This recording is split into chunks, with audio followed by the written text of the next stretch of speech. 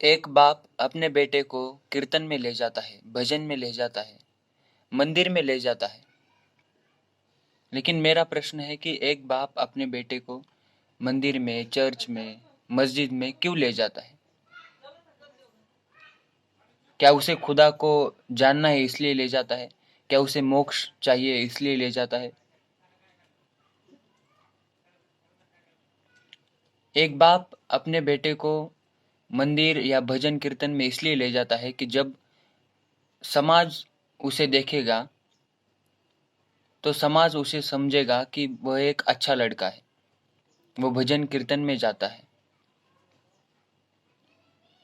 और बाप सोचता है कि जब मंदिर में जाओगे तो तुम्हें अच्छी नौकरी मिलेगी, और अच्छी नौकरी मिलेगी तो आपको अच्छी छोकरी मिलेगी। इसलिए एक बाप अपने बेटे को बचपन से ही मंदिर ले जाता है, उसे पैर पड़वाना सिखाता है। लेकिन उस बाप की भी कोई गलती नहीं है, क्योंकि वह खुद भी नहीं जानता कि परमात्मा क्या है, मोक्ष क्या है। अगर बाप का मोक्ष हो गया होता तो वो बच्चों को ये सब नहीं सिखाता।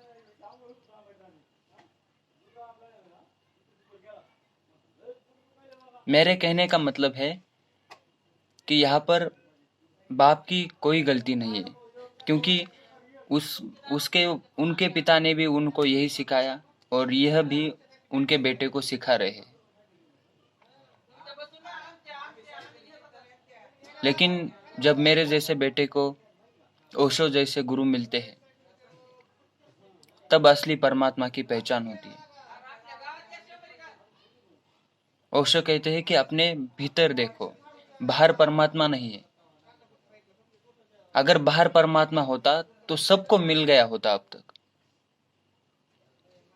जब तुम अपने भीतर जाओगे, जब अपने अहंकार को गिराओगे, परमात्मा को पाने के लिए एक शर्त है, सिर्फ तुम मिट जाओगे तो आप परमात्मा को अपने भीतर देख पाओगे। अगर ओशो को सुनकर और वर्तमान में जीकर, भविष्य की आशा न रखकर अगर मुझे मोक्ष की प्राप्ति हो सकती है तो आपको भी हो सकती है। इसलिए मैं वीडियो बना रहा हूँ।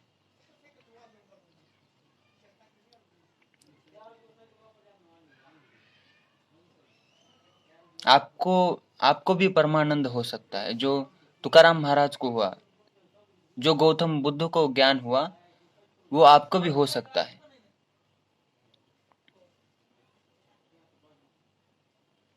सिर्फ आपको जागने की जरूरत है,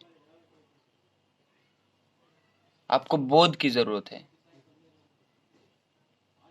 मैं यहाँ पर मेरा बड़प्पन नहीं कह रहा हूँ, मैं भी शिष्य हूँ, मुझे भी संतों ने जगाया, मैं जाग गया हूँ। इसलिए मैं भी चाहता हूँ कि जो जागना चाहते हैं फिर वो ना कहे कि हमें कोई जगाने वाला नहीं था, हमें कोई बताने वाला नहीं था।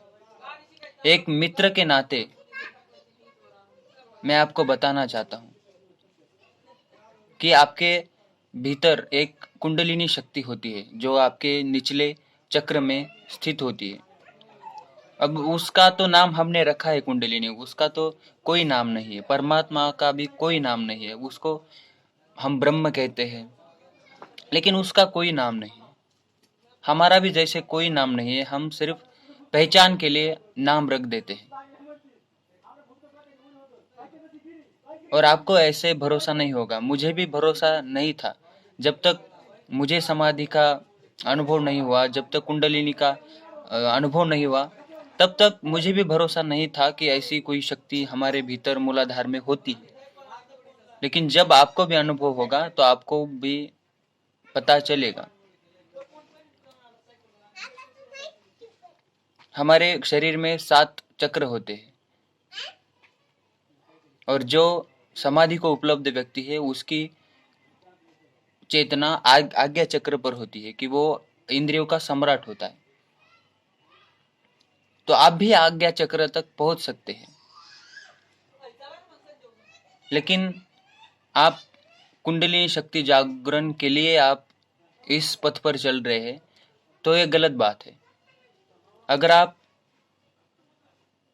मोक्ष प्राप्ति के लिए चल रहे हैं, कि मैं स्वयं को जानना चाहता हूँ, मैं सत्य को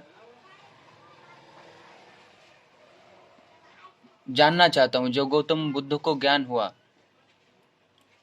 वो मैं जानना चाहता हूँ, ऐसे आकांक्षा रखना आम बात है, आप भी रख सकते हो। और कुंडलिनी शक्ति तो अपने आप जाग जाएगी। जब आप मैं को गिराओगे तब कुंडलिनी शक्ति अपने आप जाग जाएगी, उसे जगाने की कोई आवश्यकता नहीं। सिर्फ आपको आपका जागरण, होश बढ़ाने की, आपका बोध बढ़ाने की आवश्यकता है। मुझे जो कहना है वो ओशो ने भी कई प्रवचनों में कहा गया है, बल्कि उनको ही सुनकर मैं ज्ञान को उपलब्ध हो चुका हूँ। तो मेरा सिंपली यही कहना है कि आप भी सुने, और सिर्फ सुनकर ही नहीं, आप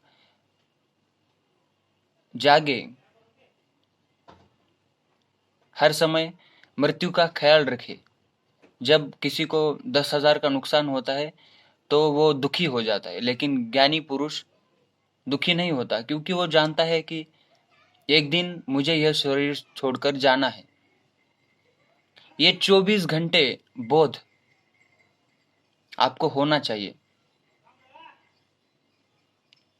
जैसे आप धीरे धीरे आपका अवेयरनेस बढ़ाते जाएंगे, एक दिन आप पाएंगे कि वहां पर आप नहीं है, वही सत्य है, आपके भीतर है। जिन साधु संतों ने भी अभंग लिखे हैं, बुद्ध ने जो बुद्ध हुए हैं, वो सब ने कहा है कि अपने भीतर देखो। बाहर मंदिर में जाकर, बाहर तीर्थ क्षेत्र में जाकर वहां पर कैसे मिल सकता है?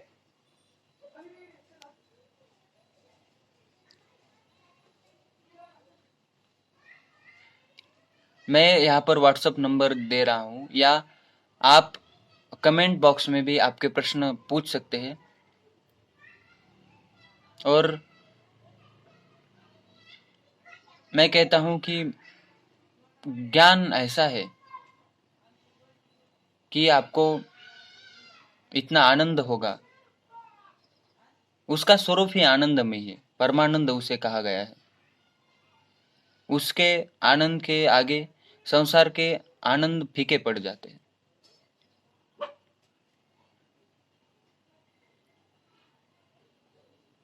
तो आपके जो भी प्रश्न होंगे, अगर आप सच में जानना चाहते हो कि क्या है सत्य, मैंने जाना है इसलिए मैं आपको कह रहा हूं।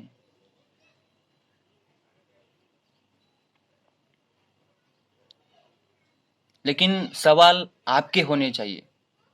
आप सोचो, आपकी, मैं भी यही सोचता था। ओशो कहा करते थे कि बुद्ध की कथाएं सुनाए करते थे कि डरो मत, मृत्यु तो आनी ही आनी है। व्यर्थ जीवन मत जियो, जैसे आए वैसे मत जाओ। आप ध्यान ही मृत्यु के पार जा सकता है, उसके अलावा मृत्यु के पार कुछ भी नहीं जा सकता।